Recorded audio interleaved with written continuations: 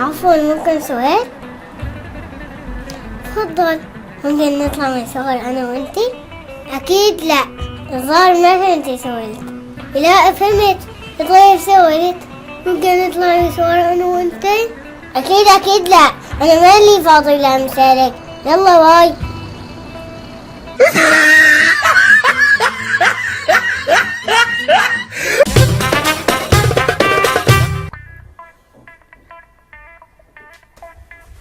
لكن انت شو بتعمل؟ انا بسلي على اليوتيوب. لما انا كنت قدك كنت اسلي بالدراسة. ماشي يا ابي، راح اسلي بالدراسة.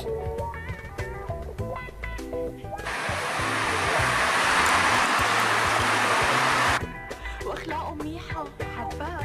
اي روح يطلع على وحدة من شكله حبيبتي. لك ابني شو بتعمل؟ بتفرج على المسلسل ابي. لما انا كنت قدك كنت اتفرج على برامج التعليمية وبس. ماشي يا ابي، راح اتفرج على برامج تعليمية. لك الله يهديك.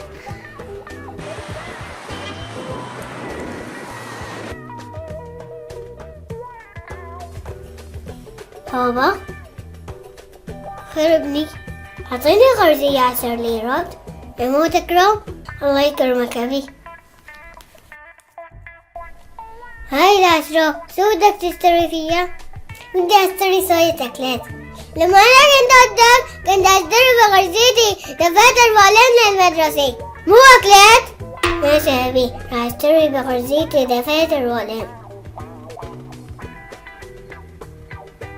أول كلمة معانا هي angry. Angry. The small girl. لكن انت كيف لابس هالكنزة؟